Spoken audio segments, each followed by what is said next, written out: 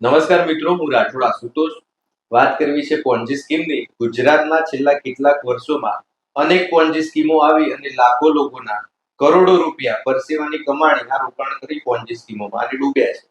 એવી જ રીતે તાજેતરમાં 500 કરોડની ઠગાઈનો વિગતો મીડિયામાં આવી છે, જેમાં અરવલ્લીનો જ વતની છે ઉત્પલ પટેલ કરીને, જેને લોકો પાસે ડિજિટલ કૌભાંડ કર્યું છે. જેમ કે દુનિયામાં ગૂગલ, માઇક્રોસોફ્ટ, ફેસબુક ને મોટી બેંકો પાસે કરોડો લોકોના ડેટા હોય, એટલે ડેટા સાચવવા માટે ડેટા સેન્ટર ભાડે લેતા હોય.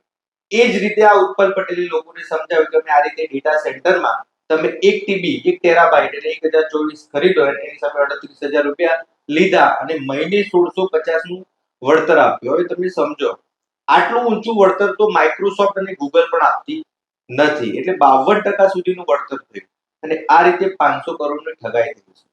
મારો પ્રશ્ન એ છે, તમામ જાહેર જનતાને અપીલ છે કે ટૂંકા ગાળામાં, ટૂંક સમયમાં ક્યારે પૈસા ડબલ થતા નથી અને હું દરેક જાહેર જનતાને અપીલ કરું છું કે આવી કોઈ પણ પોન્જી સ્કીમોમાં રોકાણ ના કરો. કોઈ સ્કીમમાં રોકાણ કરતા પહેલા એની પાસે આરબીઆઈ નું એનબીએફસી લાયસન્સ છે કે નહીં એની તપાસ કરો. સેબી હેઠળ એ રજીસ્ટર્ડ છે કે નહીં એની તપાસ કરો, પછી જ રોકાણ કરો. અને આમાં સરકારની પણ નિષ્ફળતા છે.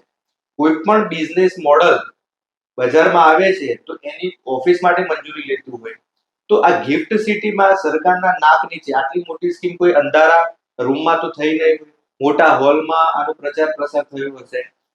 ગિફ્ટ સિટીમાં ઓફિસ લીધી તો સરકારની ઇન્ટેલિજન્સ વિંગ શું કરી દીધી? સરકારનું સેબી ઇટ મીન્સ સમજો તમે security exchange board of India, કે તમે સાદી રીતે સમજો કે ટ્રાફિક નિયમોનું પાલન ટ્રાફિક પોલીસ કરાવે, એ રીતે રોકાણકારો એ લોકો સાથે અહિત ના કરે એનું જવાબદારી એનું રક્ષણ કરવાની સેબીની જવાબદારી છે. તો સેબીની ઇન્ટેલિજન્સ યુનિટ શું કરતી હતી? અને કોઈ પણ કંપની આ રીતે પોન્જી સ્કીમ લાવે છે બજારમાં, તો એનું રજીસ્ટ્રેશન એક થતું હોય છે.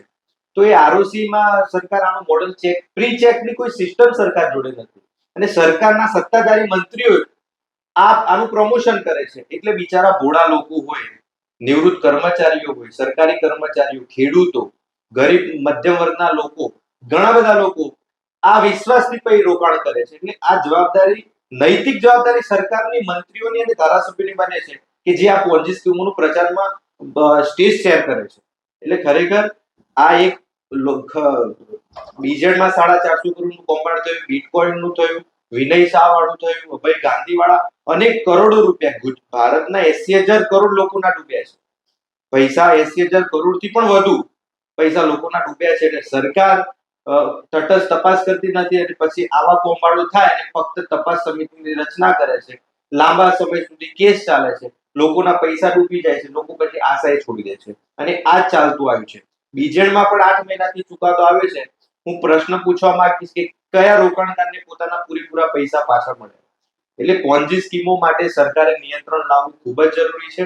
પોતાનું સેબી છે, આરબીઆઈ છે, પોતાનું એક એક્ટ બનાવ્યો તો 2019માં, બેનિંગ ઓફ અનરેગ્યુલેટરી ડિપોઝિટ સ્કીમ. એટલો શક્તિશાળી કાયદો બનાવ્યા છતાં પણ રાજ્યમાં દરેક જિલ્લામાં એ ઝીરો બરોબર છે. ડેઝિગ્નેટેડ કોઈ ઓથોરિટી રાજ્યમાં નથી, એવા કોઈ સેલ બનાવવામાં નથી. જિલ્લા એસપી, પોલીસ વડા કે કલેક્ટર કચેરી સેલ હોવા જોઈએ કે આવી કોઈ પણ પોન્જી સ્કીમ ચાલતી હોય તો એનું પહેલા પ્રી ચેક થાય, એનું બિઝનેસ મોડલ ચેક થાય, એના લેવડ દેવડ પર મોનિટરિંગ થાય. પણ સરકારના સત્તાધારી લોકો જ આ પોન્જી સ્કીમોને પ્રોત્સાહિત કરે છે અને ક્યાંક ને ક્યાંક સંકળાયેલા છે. એના કારણે લાખો લોકોના પૈસા અત્યાર સુધી ડૂબ્યા છે. એટલે સૌથી મોટી તો સરકારની નિષ્ફળતા છે અને બીજી, લોભિયા હોય ત્યાં દુધારા ભૂખ્યા ના મરે. એટલે આપણા બધાની પણ ભૂલ છે કે ઓછા સમયમાં ડબલ પૈસાની લાલચમાં આ રીતે રોકાણ કરીએ છીએ. એટલે આ રીતે કોઈ પણ પ્રકારની પોન્જી સ્કીમમાં રોકાણ ના કરવા માટે હું જાહેર જનતાને અપીલ કરું છું અને સરકારને આ બાબતે તાત્કાલિક એક્શન લઈને રોકાણકારોના પૈસા ના ડૂબે તેવી કાર્યવાહી કરવા માટે પણ અપીલ કરું છું. સત્યમેવ જયતે.